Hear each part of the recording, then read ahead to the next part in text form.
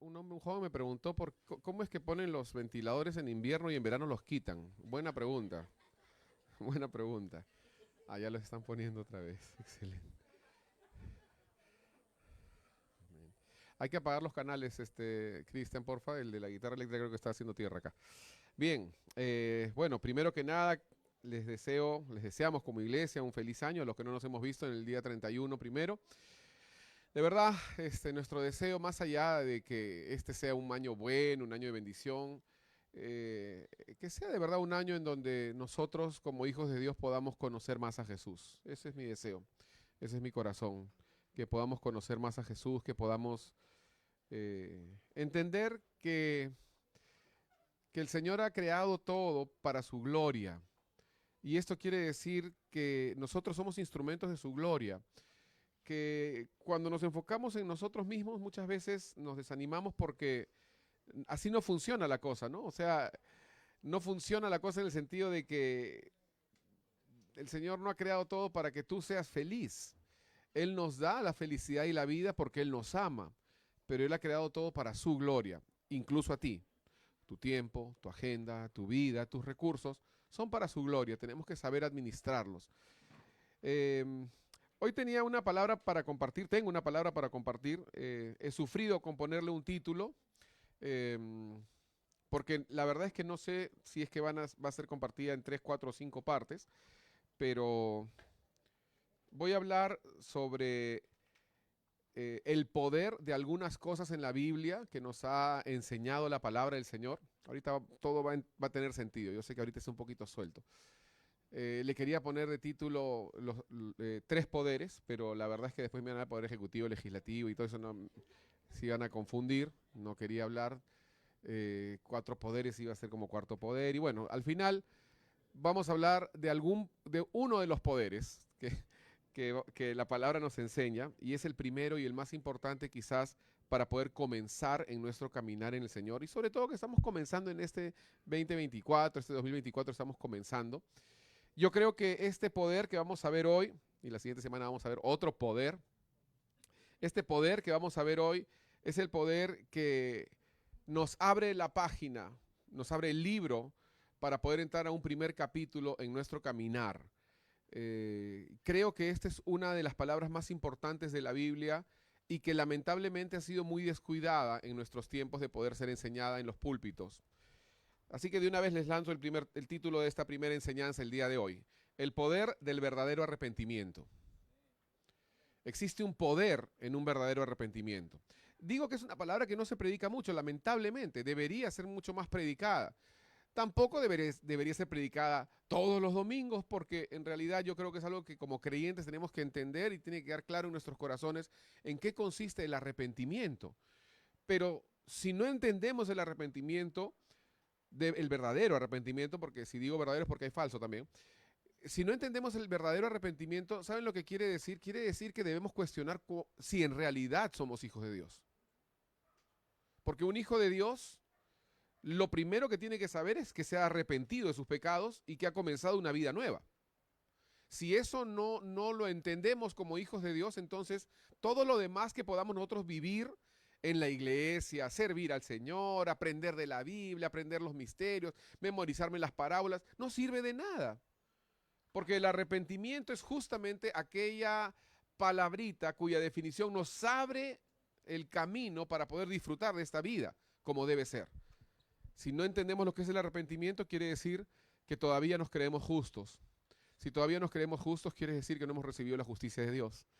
Y si no hemos recibido la justicia de Dios, quiere decir que no podemos disfrutar el reino de Dios. ¿Están conmigo? Entonces vamos a hablar sobre el poder del verdadero arrepentimiento. Y para ello quiero que me acompañen al primer libro de Reyes, por favor. Primer libro de Reyes, capítulo 1. Vamos a leer una parte de la historia de Adonías. ¿Cuántos de ustedes saben quién fue Adonías? Adonías. Bueno, Adonías fue uno de los hijos de David. Adonías. De hecho, era un hijo mayor que Salomón. Ustedes saben que Salomón también era hijo de David, ¿no? David fue el segundo rey, Salomón fue el tercero. ¿El primer rey cuál fue? Saúl. Entonces viene David a ser rey. David ya estaba en sus años de, digamos, de vejez, por decirlo de alguna manera. Él ya había planteado el destino, el futuro del reino. Y entonces David toma una decisión y dice, bueno, vamos a pensar en el siguiente rey, ¿no? Y tenía varios hijos. Me imagino que muchos de los hijos se creían con el derecho de ser rey, sobre todo el mayor, Adonías, ¿no? Sin embargo, la decisión que iba a tomar David no le iba a agradar a Adonías. Adonías ya se estaba preparando para ser rey, ya había tenido contacto con algunos de los cancilleres, algunos de los generales, algunos de los sacerdotes, había muy típico, ¿no? Cómo juega la política, ¿no? Había ya establecido el camino para cuando él se lance, ¿no? Y para que él pueda ser el siguiente rey. Sin embargo, esto no era la voluntad de Dios, tampoco la voluntad de David. David tenía su corazón en Salomón. Y de hecho Salomón fue el siguiente rey. Pero Adonías tuvo una historia difícil porque Adonías, como sea, quería ser rey y ya se había preparado para ser rey y ya había creado todo un equipo de personas para poder ir con él al trono. Ya había creado todo un pueblo que lo estaba aclamando. De hecho, hasta lo proclamaban rey. Sin embargo, esto no agradó al Señor, no agradó a David. Y llegó un momento en donde David, por dirección de Dios, toma la decisión de rápidamente nombrar rey a Salomón ante esto, ¿entienden? ¿No? O sea, me están entendiendo la historia. Es importante la historia porque vamos a leer varios versículos y tenemos que entender la historia. Entonces David toma la decisión de rápidamente nombrar rey, mientras él era rey, a Salomón. Convoca a todo el pueblo que estaba en la capital y nombran rey a Salomón. No solamente existía la capital, sino que existían otras ciudades. Apenas nombra rey a Salomón, la noticia empieza a correr, que ya el Señor ha nombrado a través de David como rey a Salomón, el pueblo lo ha reconocido, él ha sido bendecido y ungido como rey. Y esta noticia llega, después de un tiempito, a oídas de Adonías y todo su séquito de rebelión. Entonces Adonías dice, estamos fritos, ya no podemos hacer nada. Como diríamos quizás coloquialmente, nos ganaron el vivo, ¿no? Porque ahora todo lo que yo había planeado, ya se le cortaron las patas, pues, ¿no? Porque ya no puedo seguir adelante con esto que yo quiero ser rey. Y encima de todo, todos los que lo seguían dijeron, hasta aquí nomás llegamos, mi querido Adonías, nos retiramos. Pero no estaban conmigo, no, estábamos contigo mientras había un interés, un beneficio. Ahora ya no, porque ahora ya vemos que tú en cualquier momento te cortan el cuello, ¿no? Por rebelión, sedición o como quieran llamarle. Entonces todo su séquito lo abandona y se queda solo, ¿no? Y en ese momento Adonías se da cuenta de que su vida corría peligro y que él había cometido una gran falta. Estamos hablando de arrepentimiento, hermanos, no nos desviemos, la historia es bonita, pero el fondo del tema es el arrepentimiento. Y Adonías dice, ¿qué voy a hacer ahora? En estas circunstancias leemos el versículo 46. Primera de Reyes, capítulo 1, versículo 46. Le dicen esta palabra a Adonías. También Salomón se ha sentado en el trono del reino, y aún los siervos del rey han venido a bendecir a nuestro señor el rey David, diciendo, Dios haga bueno el nombre de Salomón, más que tu nombre, ¿no? Y haga mayor su trono que el tuyo, hablando de Salomón, ¿no? Y el rey adoró en la cama, David. Además el rey ha dicho así, bendito sea Jehová Dios de Israel, que ha dado hoy a quien se sienta en mi trono, viéndolo mis ojos. Entonces ellos se estremecieron, ¿no? Y se levantaron todos los convidados que estaban con Adonías y se fue cada uno por su camino.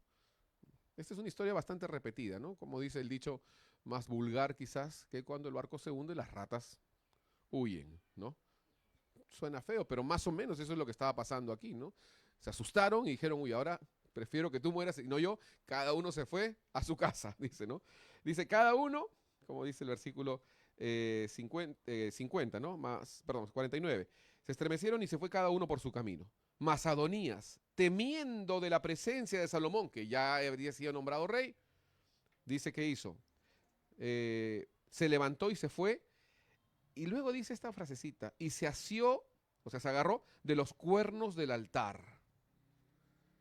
Y se lo hicieron saber a Salomón, diciendo, he aquí que Adonías tiene miedo al rey Salomón, del rey Salomón, pues se ha asido de los cuernos del altar, diciendo, júreme hoy el rey Salomón que no matará a espada a su siervo. Y Salomón dijo, si él fuere hombre de bien, ni uno de sus cabellos caerá en tierra, mas si se hallare mal, en él morirá.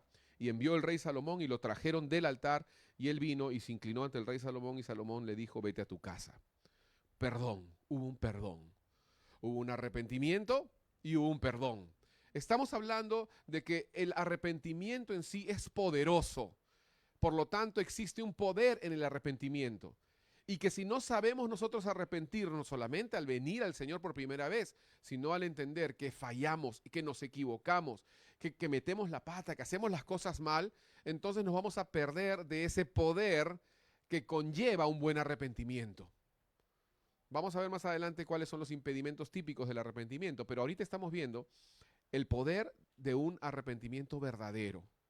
Un arrepentimiento verdadero quiere decir yo entiendo lo que he hecho, yo entiendo a quién he ofendido, entiendo la gravedad de mi falta y entiendo las consecuencias de la gravedad de mi falta. Adonías entendía todo eso, pero hizo algo que quizás la mayoría aquí no llega a entender completamente. Dice que se asió de los cuernos. Asirse significa agarrarse, nada más, ¿no? Se asió de los cuernos, o sea, fue al altar y se asió de los cuernos. Ya, número 1, vamos a ver. ¿Qué cosa, cómo era el templo? El templo, estamos hablando aquí en esta época, era el glorioso templo de Salomón, ¿no? Porque Salomón era rey.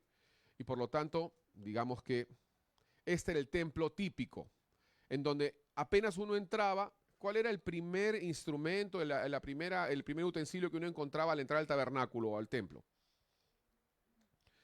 Para los que saben un poquito del tabernáculo, lo primero que uno encontraba era el altar de bronce.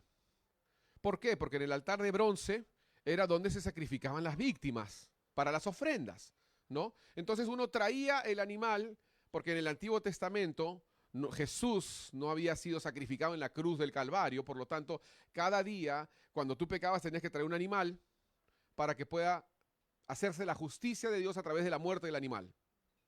Entonces lo traían y el sacerdote lo mataba ahí encima del altar de bronce. Esa era una, o sea, si ustedes creen que han visto sangre nunca mal, eso no es nada, porque esta era la dedicación de cada día del tabernáculo.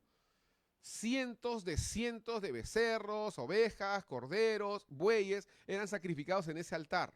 Por eso es que había turnos de sacerdotes, porque tenían que matar todos los días. Era una caja grande, interesante, ahorita vamos a ver las medidas, pero consistía justamente en ¿qué? En la ofrenda por los pecados, para poder aplacar, digamos, de alguna manera, el castigo de Dios sobre el pecador, y por lo tanto era imputado en la víctima animal. ¿Están conmigo? Esa era la forma como Israel se libró de que Dios los consuma, porque no es que Dios hizo una excepción. No es que Dios dijo, no, como no ha venido Jesús, entonces pueden pecar y ya tienen perdón automático. No, no, no. Nadie tenía perdón automático. La justicia de Dios seguía en pie. Alguien tenía que morir. Solamente que era el animal. ¿Están entendiendo? Había un sustituto, un reemplazo. Ahora, el altar tenía ciertas características. Entonces, su función entendemos que era poder poner ahí la víctima y sacrificarla en ofrenda a Dios. ¿Están conmigo? La ubicación era muy importante. ¿Por qué? Porque la ubicación representaba que era lo primero. Lo primero. Lo primero que uno tiene que entender para seguir al Señor es el arrepentimiento. Es la sangre derramada de Cristo y ese favor para con nosotros. Es el Cordero de Dios que quita el pecado del mundo. Eso es lo primero. Luego venía el lavacro y bueno, temas de higiene. Luego el lugar santo, el lugar santísimo, temas de adoración. No tengo tiempo para hablar de todo eso, pero antes de tu servicio, antes de tus canciones, antes de tus cursos bíblicos, tienes que tener un corazón con arrepentimiento. Tienes que entender que el Señor, si no fuera por su gracia, por su amor, por su favor, tú estarías justamente condenado y mereces la muerte al 100%. Tú y yo merecemos la muerte y Dios no sería injusto de mandarnos a todos al infierno hoy. Que es por su gracia que hoy tú y yo hemos despertado, hemos visto el sol y quizás nos quejamos del calor, pero hay gente que no ha vivido hoy ni siquiera para quejarse del calor. Es justo si Dios enviara a todos al infierno, porque dice la palabra por cuanto todos pecaron y están destituidos, están privados, no pueden ir a la gloria de Dios. Pero el Señor desde antes nos anticipa una forma de liberación y es a través del Cordero sacrificado en ese altar. Un símbolo profético de que vendría el Cordero perfecto, que solamente era necesaria una vez su muerte, ¿no? Jesús en la cruz del Calvario. Pero estábamos viendo el altar de bronce, ¿no? Se puede hablar mucho de esto, Pero una de las cosas que tenía el altar de bronce, porque vamos a hablar de Adonías, es que el altar de bronce tenía 4 cuernos, un cuerno en cada esquina. Se le había puesto un cuerno en cada esquina. El objetivo de los cuernos del altar simplemente era poder amarrar a los animales, porque como se les tiene que matar, o sea, es cierto que muchas veces el cordero es el animal más noble, pero no solamente se sacrificaban corderos, sino otros animales, por lo tanto, el animal también tenía que ser amarrado porque pataleaba, pateaba, se movía, entonces por eso es que tenía 4 cuernos para que pueda ser amarrado. ¿Están conmigo hasta ahí? Ese es el altar, ¿bien? Entonces ahora vamos a seguir. ¿Qué características tenía el altar? Bueno, no vamos a leer la palabra, pueden buscarlo después sin problema, es muy fácil, pero tenía ciertas medidas. Dice que tenía 5 pies de ancho, 5 pies de largo y 3 pies de alto. No vamos a entrar mucho en la numerología, pero claramente la Biblia sí nos enseña que el número 5 representa la gracia de Dios. En muchos aspectos podemos leer la Biblia. El número 5 representa la gracia de Dios. El número 3 representa la plenitud o la totalidad, más que plenitud, la totalidad, porque la plenitud representa el número 7, pero la totalidad de algo bueno, ¿no? Entonces, cuando decimos horizontal, que este era un cuadrado de 5 por 5, 5 codos por 5 codos, estamos hablando de que horizontalmente hablando tenía la medida de la gracia, ¿no? En otras palabras, en este nivel la gracia de Dios era para todos, ¿no? Todos podían acceder a este altar, solamente tenían que traer su cordero o la víctima, 5 por 5, la gracia de Dios, ¿no? Pero en lo alto era de 3 codos. En otras palabras, eso está hablando de la totalidad, de la solución, de algo bueno, que tiene que ver obviamente con Dios. También el número 3 representa la muerte, sepultura y resurrección de Jesús. Jesús estuvo 3 días, ¿no? Por lo tanto, también representa el poder y la victoria de Jesús en ese lugar donde fue sepultado y luego salió y resucitó en victoria. Por lo tanto, Él tiene el poder sobre nuestras ataduras, sobre nuestros pecados. Cuando Él dice que tú eres libre, eres libre. Cualquier persona te puede decir eres libre, cualquier persona te puede... Acá estamos acostumbrados a dar de alta, el único que de verdad sabe dar de alta es el Señor. La verdadera alta viene de Dios. ¿Cuánta gente le han dado de alta y ha vuelto a recaer?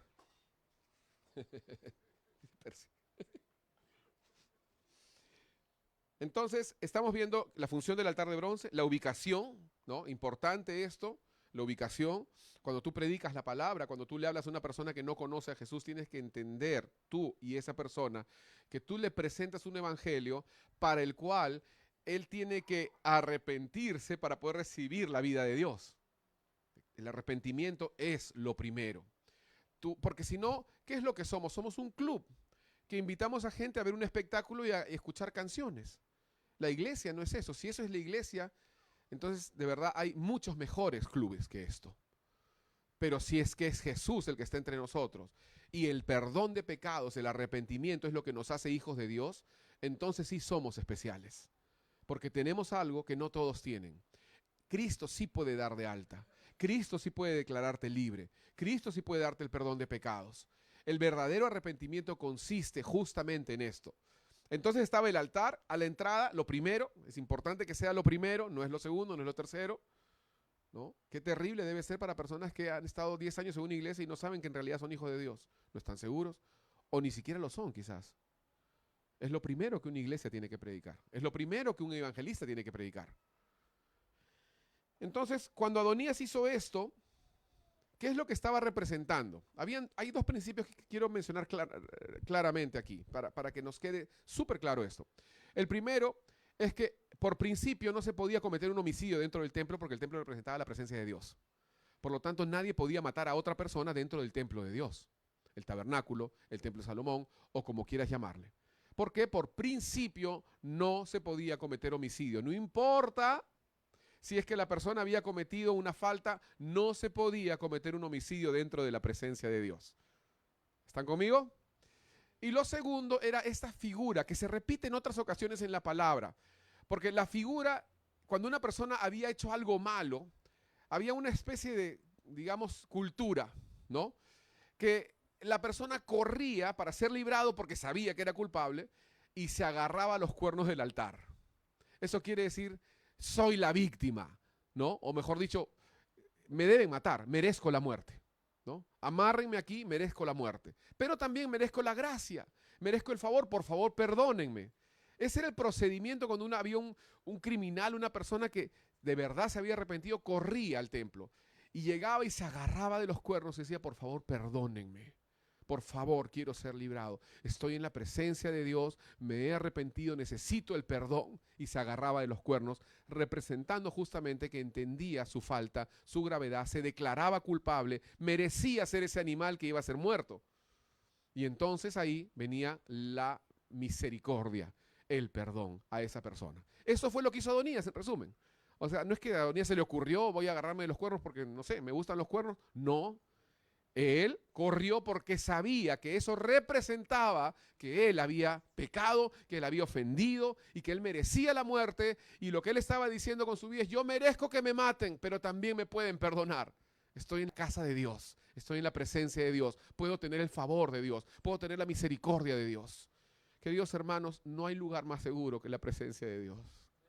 No hay lugar en donde tú puedes de verdad experimentar el perdón y el amor de Dios más que en la casa de Dios. Eso debería ser una simiente en nuestros corazones, un fundamento en nuestras vidas. Debemos entender, porque a veces nosotros somos rápidos para juzgar y condenar, pero debemos entender que en la casa de Dios hay perdón, hay misericordia, hay otra oportunidad, pero tiene que haber arrepentimiento. Miren lo que dice acá, acompáñenme por favor a 2 Corintios capítulo 7.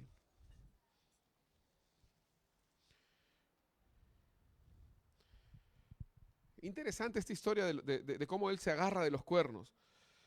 Y vamos a definir un poquito mejor quizás el arrepentimiento como lo define Pablo. Me gusta cómo lo define Pablo porque Pablo de verdad que se esmera en explicar algo en unas palabras y quizás ni tú ni yo podríamos hacerlo, pero él lo hace bien.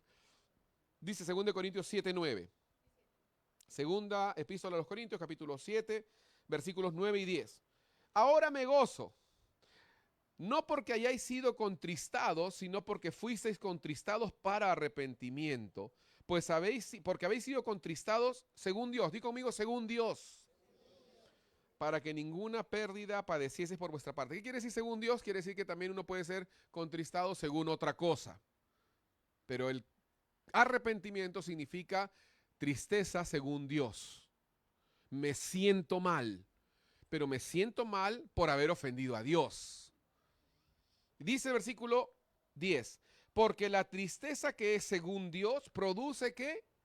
Arrepentimiento para salvación, de que no hay que arrepentirse.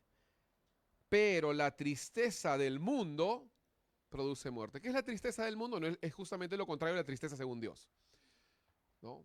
Cuando una persona hace mal, pero no tiene tristeza según Dios, la que lleva al verdadero arrepentimiento, entonces solamente se siente mal por haber hecho algo malo. Pero eso no lleva al arrepentimiento. Ese malestar porque tú cometiste un delito, una falta, que no te lleva a arrepentirte delante de Dios, se llama remordimiento, es diferente, ¿no? El remordimiento a lo que nos lleva, porque no es al arrepentimiento, nos lleva a ser más astutos la siguiente vez para que no nos ampallen la próxima vez que hagamos una falta. Por eso es que a veces nosotros vemos que las cárceles están llenas de personas no con arrepentimiento, sino con remordimiento, que desde que están ahí están ya planeando cómo van a asaltar otra vez el banco, pero para que esta vez no los atrapen. ¿Entienden la diferencia entonces entre la tristeza según Dios y la tristeza según el hombre? En otras palabras, lo normal es que hacer algo malo nos entristece a todos, cristianos y no cristianos. O sea, yo no creo que una persona que no conoce a Dios se sienta bien al hacer algo malo, porque Dios nos ha dado conciencia a todos. ¿Amén? Entonces, la tristeza según Dios quiere decir, he ofendido a Dios. Y no hay nada que yo pueda hacer, solamente agarrarme de los cuernos del altar. He ofendido a Dios y no hay nada que yo pueda hacer sino solamente pedir perdón. No puedo pagar eso. No hay forma de que yo pueda compensar eso. No hay suficientes vidas que yo pueda vivir para poder pagar mi pena. Pero la tristeza según el hombre es, me siento mal porque ofendí a esa persona, pero bueno, ya voy a tratar de cambiar, voy a hacer mejor la siguiente vez. O voy a ofenderla de otra forma, pero que no se dé cuenta. Eso se llama remordimiento, es diferente. Entonces, lo que Pablo está diciendo es que la tristeza según Dios nos lleva al arrepentimiento, y ese arrepentimiento nos lleva a la salvación. Por eso somos hijos de Dios, porque somos salvos. ¿Por qué? En retroceso, porque hemos nos hemos arrepentido. ¿Y por qué nos hemos arrepentido? Porque hemos tenido la tristeza según Dios. ¿Entendemos, hermanos, eso? Es importante comenzar bien este año, entendiendo por qué eres hijo de Dios. No eres hijo de Dios porque vienes a la iglesia. No eres hijo de Dios porque cantas. No eres hijo de Dios porque te gustan las canciones o te gusta la vida piadosa. No eres hijo de Dios porque te gusta leer la Biblia. Eres hijo de Dios porque merecías la muerte, porque eras lo peor de lo peor y porque Dios no te tenía que salvar, pero por amor te salvó. Por eso eres hijo de Dios. Y por eso es que comenzamos este año entendiendo que Dios no nos debe nada. Que todo lo que nosotros hemos recibido viene de Dios. Que si estamos vivos es por el favor de Dios. Dejando eso claro, y si no ha quedado claro, yo al final voy a hacer un llamado para que aquellas personas puedan entregarse al Señor y ser salvos. Y recibir a Jesús y decir, yo me arrepiento porque he vivido una vida lejos de ti. Más allá de iglesias, denominaciones o demás. Así que el arrepentimiento verdadero no es remordimiento, es tristeza según Dios. Eso es lo que es. Adonías estaba perdido. Adonías no sabía qué hacer. Sin embargo, hizo lo mejor que pudo haber hecho. Y es arrepentirse y correr. Y aquí es donde quiero entrar a algo muy bonito, muy interesante. Porque él conocía este principio de agarrarse los cuernos. Él no fue el primero en hacerlo, acuérdense.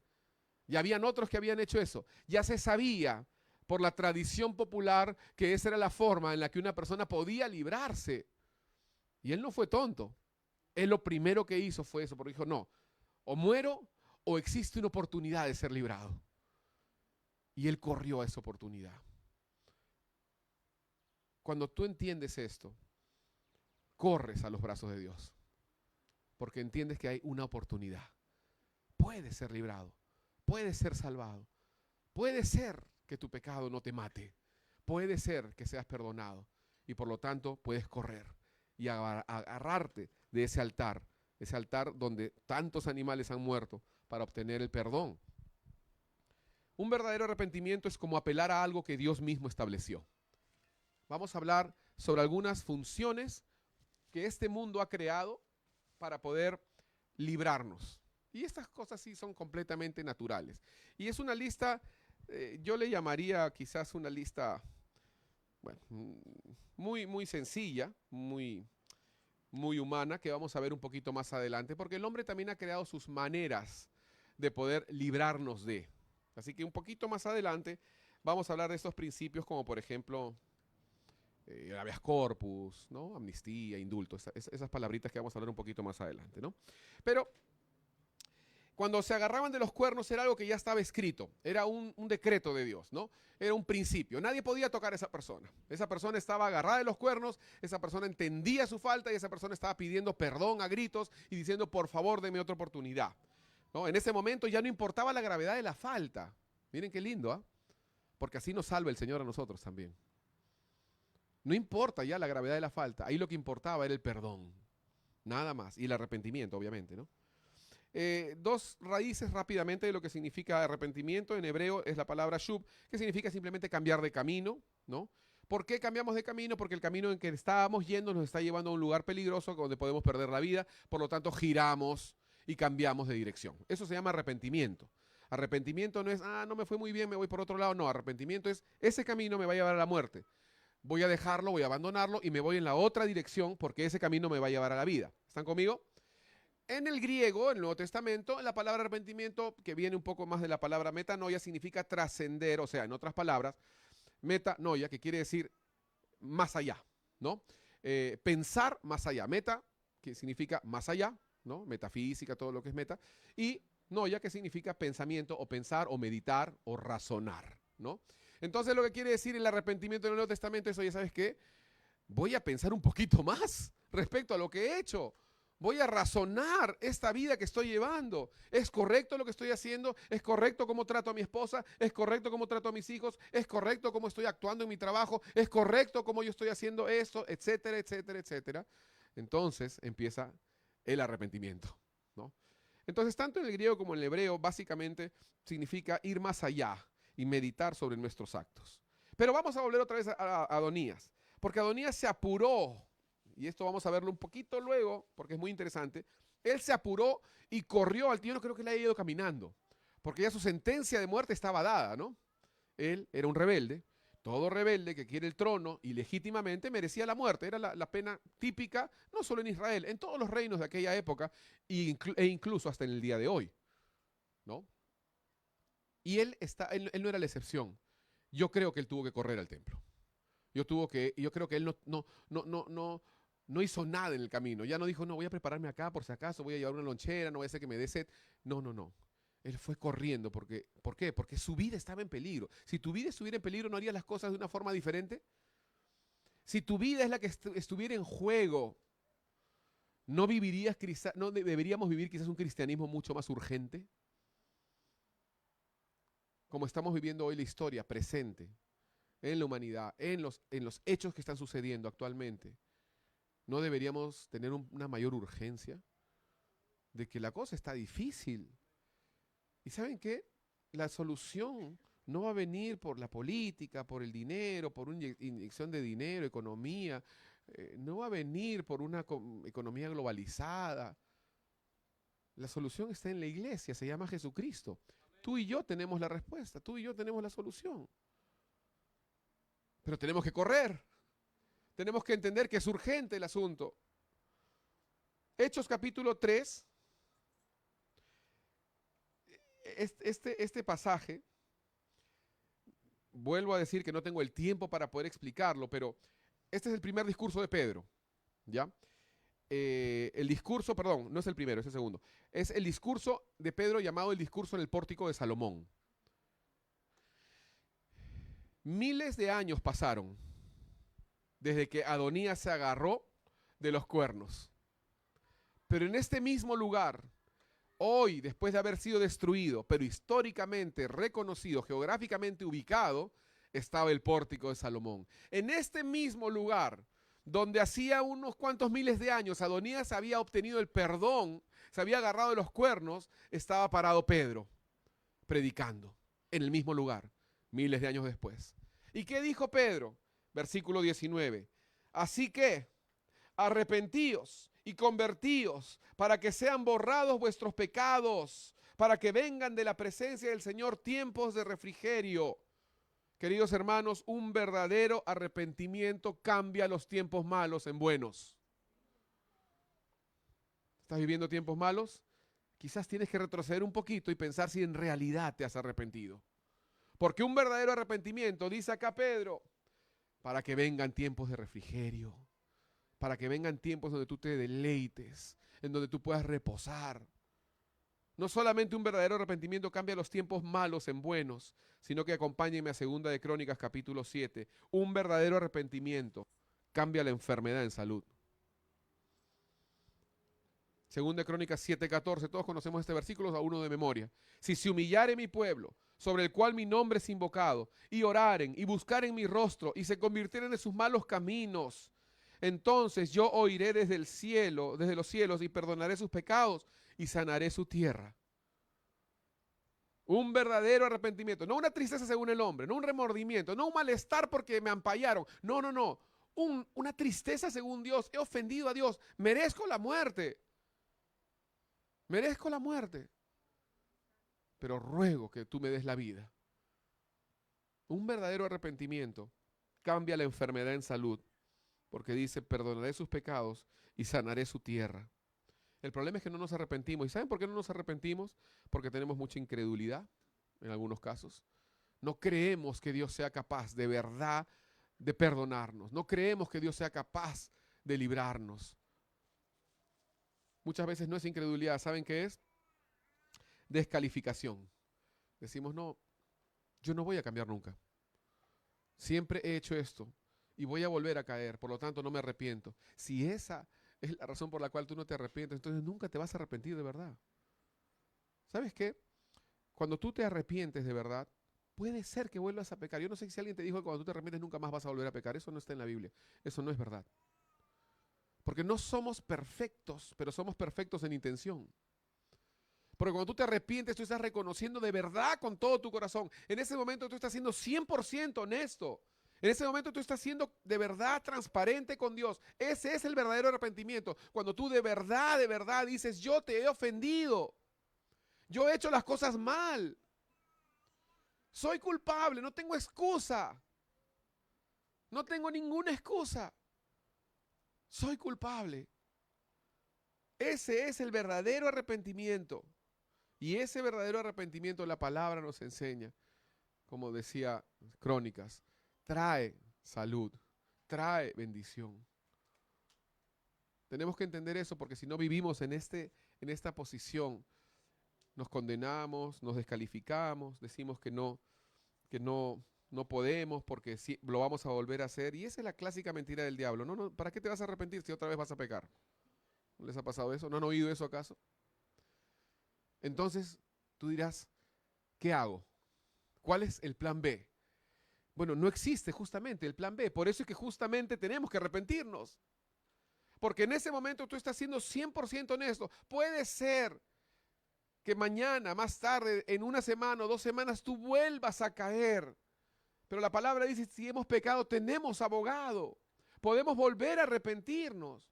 Es muy diferente cuando tú te arrepientes y mientras estás arrepintiendo, número 1, no lo estás haciendo de corazón. Número 2, lo estás haciendo pensando que vas a volver a hacerlo. Eso es diferente. Eso se llama pecar voluntariamente. Y la palabra dice que si pecáramos voluntariamente ya no hay solución para eso, ¿no? Es diferente.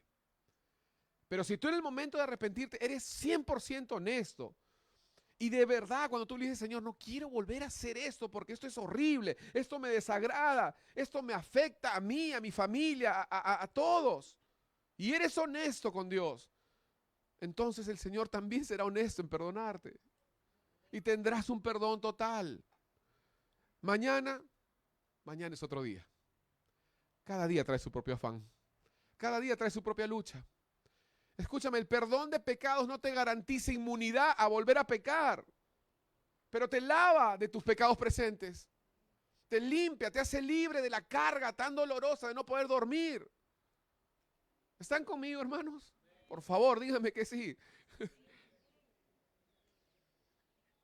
Y lo otro, que también es muy común, es la soberbia. No nos arrepentimos porque somos orgullosos, porque no somos capaces de reconocer la gravedad del pecado. ¿Por qué? Porque simplemente decimos, tan malo no fue.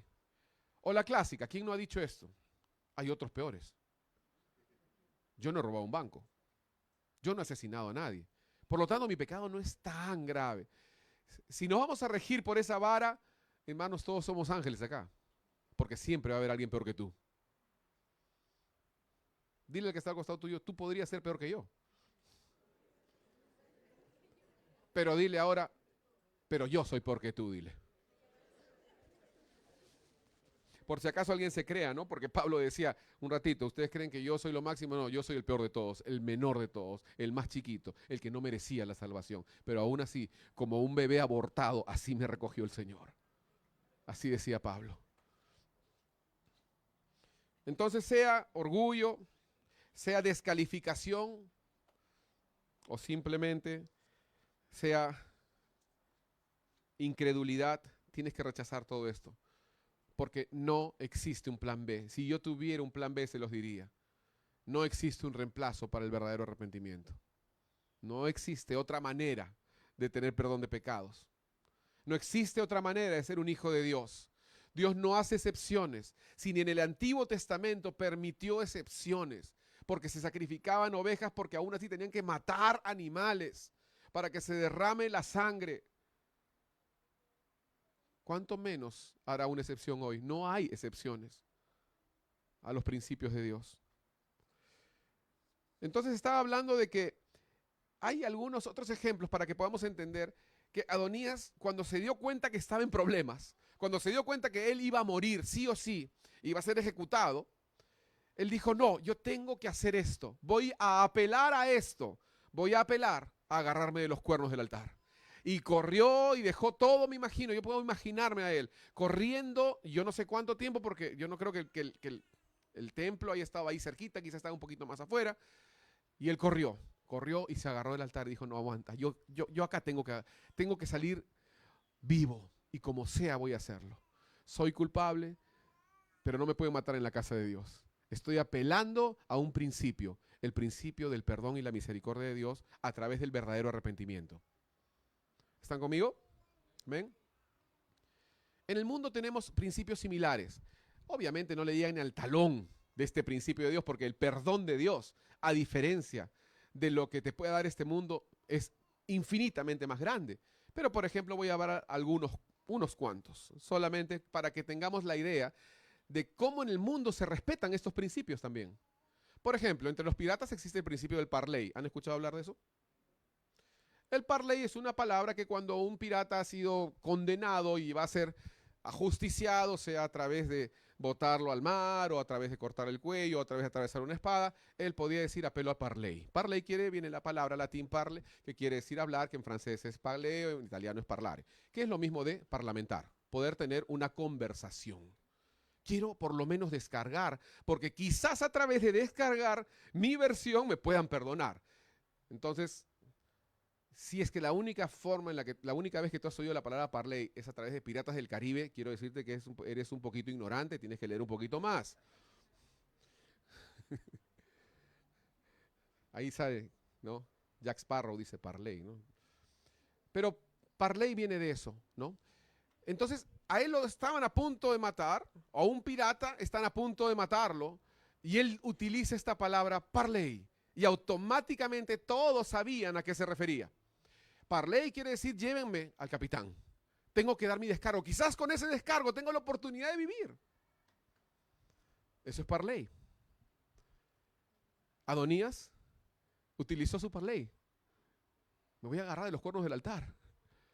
Quizás me libre, porque muerto ya estoy. Todos tenían que respetar este principio de parley entre los piratas. ¡Entre los piratas! Pablo, cuando ya lo iban a condenar, utiliza otra palabrita, que todos también tenían que respetarla. Que no todos la sabían, pero él sí la sabía. ¿Y qué dijo él? Apelo a César.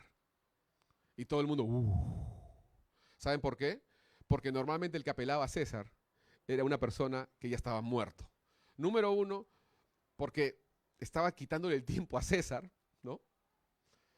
Y número dos, porque obviamente pues el imperio romano era un imperio bastante corrupto en muchos aspectos y iba a llegar esa persona ya embarrada completamente con una serie de calumnias. Pero Pablo dijo, yo apelo a César. Y todos se quedaron molestos porque dijo, bueno, ¿estás seguro? ¿No? Te has librado un día más, pero mañana te matan. Pero todos tenían que respetar el apelo a César. Como los piratas respetaban el parley, como Salomón respetó los cuernos del altar, así también los romanos tuvieron que respetar el apelo a César de Pablo. En la actualidad tenemos algunos principios, aquellos que son abogados aquí van a entender un poquito más. Tenemos la acción de amparo, por ejemplo, es un principio, ¿no? Es un principio, presenta una acción de amparo, ese es un término como, un ratito. ¿Pero qué pasó? No, es que presentó una acción de amparo, ¿entienden? Son principios, principios que uno apela a y que todos tienen que respetar eso porque es una acción diferente que te podría librar. La acción de amparo, un término que indica que todos tus derechos han sido vulnerados y te da, por lo menos te da tiempo, ¿no? Todos también tienen que respetarlo. Otro principio es el habeas corpus, que hoy se considera una institución jurídica.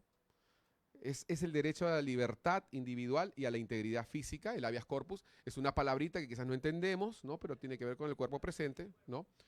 Y eso es la integridad de la persona y por lo tanto se tiene que librar esa persona o darle la oportunidad por lo menos de poder presentar una defensa. Y luego está el término también amnistía, que es el olvido legal de todos tus delitos, generalmente multas o tributos, ¿no? Cuando a veces decimos amnistía, municipalidad tal, todos corremos porque sabemos que dura pues un mes, 15 días, ¿no? A veces publican la amnistía un día antes que termine, ¿no? Y la publican con fecha anterior encima, ¿no? Para que todos corran. ¿Por qué? Amnistía, ¿no? Son términos que utilizamos coloquialmente y que entendemos que significan una ayuda y por lo tanto nos llevan puedo hacer esto, puedo apelar a esto, ¿no? Y finalmente el clásico indulto, que es una gracia dada por un presidente generalmente para poder liberar de una condena a una persona que está en la cárcel, ¿no? En resumen, yo sé que hay muchas excepciones y todo eso, pero básicamente, ¿me están entendiendo lo que estoy diciendo? Son principios que en el mundo utilizamos y que apelan a algo para poder librarnos de algo. Lo mismo sucede con los cuernos. Cuando Adonías corre y se agarra de los cuernos, no era un acto único, individual, que fue el primero en hacerlo y el único en hacerlo, sino que era un principio que se aplicaba en general.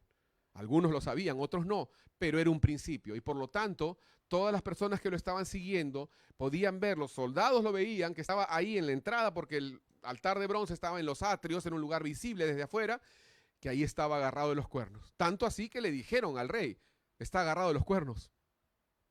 Pero estos que tenían la capacidad de matarlo no podían tocarlo, ¿no? Principios como la inmunidad diplomática, principios como el asilo, no, son principios que conocemos y entendemos coloquialmente, pero ninguno de estos le llega ni siquiera al tobillo del perdón de Dios. Porque el perdón de Dios es para siempre, es eterno, te quita la carga. Tú puedes manipular estos principios humanos, como se manipulan de hecho, ¿no? Pero los de Dios no puedes, porque solo el verdadero arrepentimiento trae el verdadero perdón. Un arrepentimiento falso no puede traer perdón en absoluto. Todos estos, por más hermosos y poderosos que sean, no le llegan ni siquiera a los talones del perdón de Dios, porque Él se asió de los cuernos.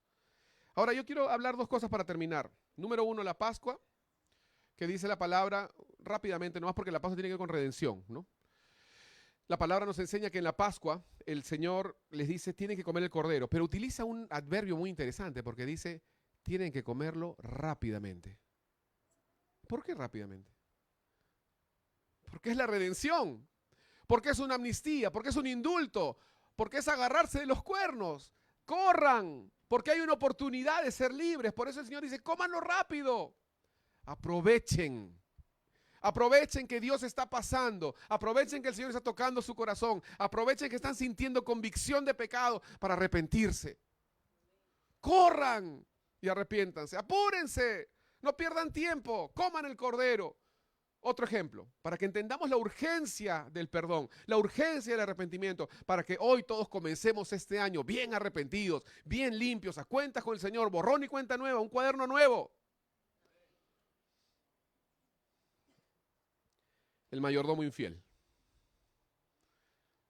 Muchos no entienden esta parábola. Yo lo entiendo a medias, la verdad.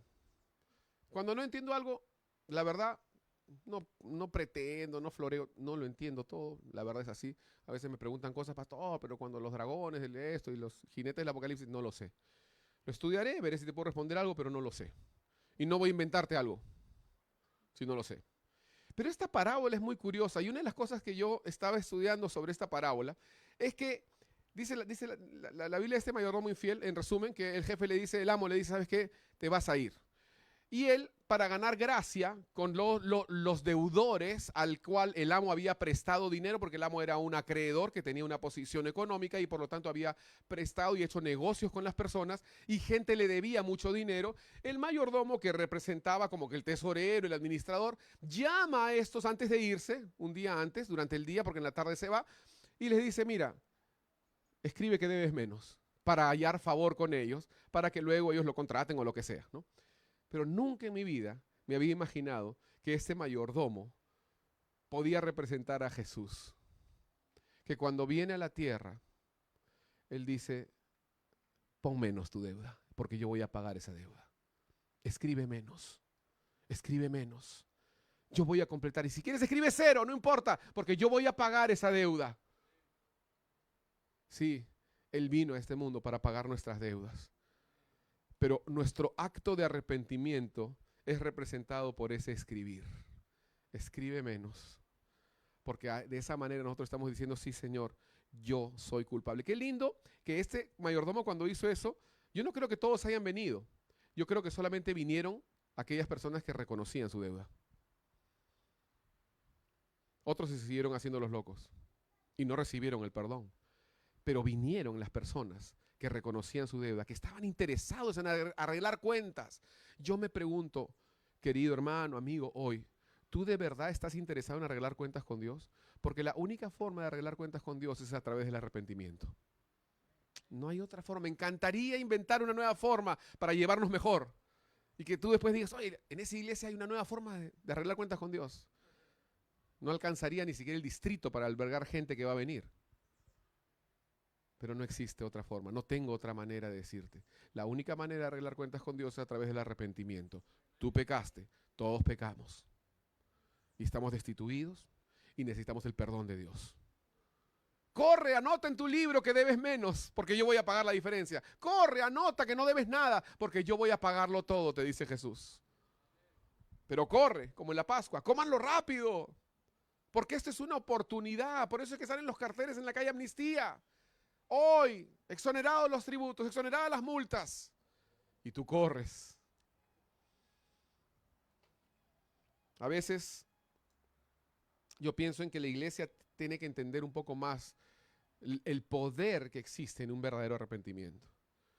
Porque el poder del verdadero arrepentimiento te va a traer vida, libertad, te va a traer santidad, te va a traer comunión con Dios, te va a traer bendición en lo que tú haces, en lo que tú eres.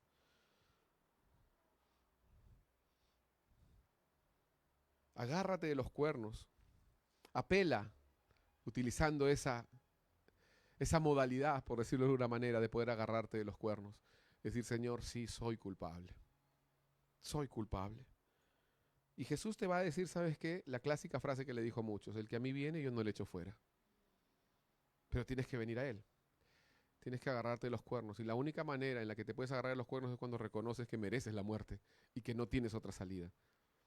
A veces Dios nos permite llegar un poquito más al fondo para poder después agarrarnos de los cuernos. A veces Dios nos permite entender que de verdad somos miserables sin Él. De verdad no tenemos ninguna razón para justificarnos. Todos estamos callados delante de Dios. Nadie podrá tener una excusa. Voy a invitar a los músicos que pasen delante y voy a pedirles que se pongan de pie y quiero terminar aquí nada más. Quizás no vamos a cantar ninguna canción, solamente es poder orar.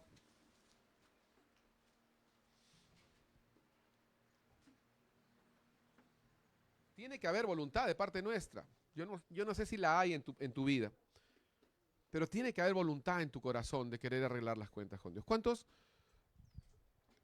sin que nos miremos unos a otros, solamente cuántos de verdad quieren comenzar el año con las cuentas claras con Dios? Quiero decirte algo.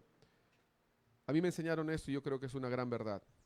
Si tú haces un buen trabajo correcto en arrepentirte, Dios hará un perfecto trabajo en salvarte. Es así de simple.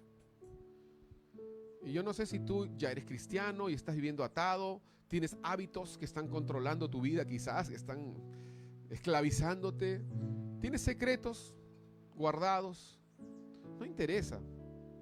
¿Sabes qué? Yo no estoy acá para decirte que soy mejor que tú. Ninguno aquí es mejor que nadie. Todos aquí hemos sido recogidos por el mismo Dios en las mismas circunstancias de crisis, siendo lo peor de lo peor. No estamos aquí para avergonzar a nadie, no estamos aquí para decirte qué horror lo que tú has hecho, yo no he hecho eso. No. Estamos aquí solamente para decirte una cosa: sé libre a través de un verdadero arrepentimiento. Ven a Él, agárrate de los cuernos, porque no tienes otra salida. Tienes que verte así, desesperado. No hay otra salida. Yo no sé si ese eres tú. Yo no sé si es que tú nunca en tu vida has entendido el mensaje del Evangelio, pero hoy es el día. Hoy es el día en donde hemos levantado esas banderolas y hemos dicho: hay amnistía, hay indulto, hay perdón.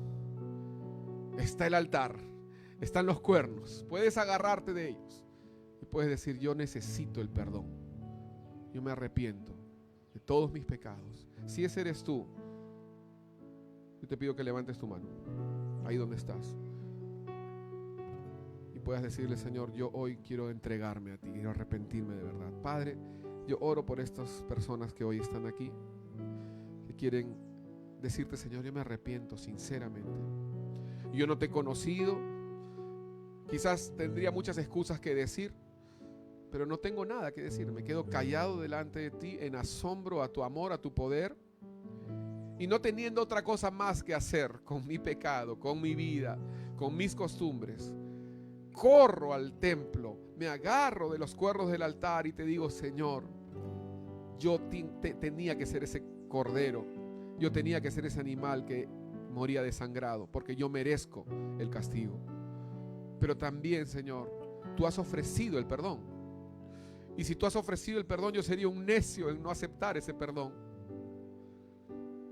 Me arrepiento por haberte ofendido toda mi vida. Me arrepiento por no haber acudido a ti. Me arrepiento por haber usado mi cuerpo como no debía haberlo usado. Me arrepiento por haber hablado las palabras que no debía haber hablado. Me arrepiento por haber pensado las cosas que no debía haber pensado y haber oído las cosas que no debía haber oído. Me arrepiento y te pido, Señor, líbrame. Tu Cordero has muerto por mí, mi sustituto. Tú no hiciste nada malo, pero moriste. Pero tu sangre pagó el precio por mi maldad. Señor, yo te pido que tú entres en mi corazón. De verdad quiero ser un hijo tuyo. Caminar de tu mano. Cambia mi vida, Señor. Yo no puedo cambiarme a mí mismo. Cámbiame tú. En el nombre de Jesús. Y también, Señor, por todos los demás que estamos aquí, Señor. Ninguno perfecto. Ninguno con una excusa válida. Señor, venimos a arrepentirnos. Apelamos a ese altar. Apelamos a ese altar. Y te decimos, Señor, no tengo otro recurso más. Y yo sé que ese es el único recurso que me queda. Por eso vengo a ti. Lávame y límpiame. No te puedo ni siquiera prometer que no voy a volver a pecar. Pero en este momento estoy siendo 100% honesto. Y te digo, de aborrezco mi pecado. Aborrezco mis costumbres, aborrezco las ataduras que tengo, aborrezco mi forma de pensar. Que tu sangre, Señor, me limpie. Que tu sangre me lave, Señor. Hoy estoy siendo completamente honesto. Hoy, Señor, estoy siendo completamente transparente y me estoy arrepintiendo de todo corazón. Y sé que tú guardarás mi mañana. Pero yo no puedo seguir guardando esto entre tú y yo. No puedo seguir teniendo esta pared entre tú y yo. Tengo que arreglar las cuentas. Señor, y de hecho tú fuiste el primero que quiso arreglar las cuentas. Tú fuiste el primero que extendió su mano porque nosotros no teníamos salida. Señor, que tu sangre, esa sangre salvadora, redentora, pueda fluir en nuestras vidas. Pueda hacernos hijos tuyos de libertad. Una iglesia, no digo una iglesia perfecta, una iglesia perfeccionada por ti, a través de tu perdón, a través de tu amor. Gracias, Señor, por tu corrección, por tus llamadas de atención. Gracias, Señor, porque de verdad este año queremos empezarlo con las cuentas completamente en cero contigo. Nada escondido debajo de nuestra manga. Ningún hábito inmundo, secreto. Aquí estamos en señal de transparencia, levantamos nuestras manos. Toda mi vida te pertenece. No hay secretos. No hay habitaciones con llave. Aquí está mi vida, Señor.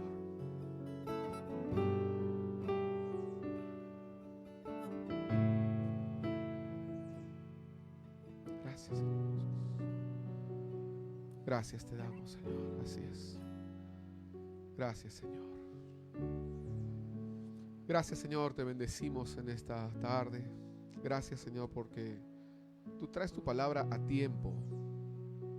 Y gracias, Señor, porque tú nunca nos llevas a la vergüenza. Nosotros nos llevamos a la vergüenza, pero tú nos llevas a la bendición, a la alegría, al gozo, a la complacencia, al reposo. Te damos gracias, Señor. Gracias, Señor, en esta tarde. Gracias por tu palabra, por tu presencia, por tu cuidado, por tu respaldo. Y yo te pido que tú bendigas a cada uno de mis hermanos en este lugar, Señor. A cada uno, a los niños, a los adultos, a los que están padeciendo enfermedad, Señor. Tócalos, restáuralos, Señor. Que todos podamos vivir una vida con las cuentas claras contigo. En el nombre de Jesús. Amén. Amén. Si tú has hecho esta oración de entregarte a Cristo por primera vez, me gustaría que puedas acercarte a mí.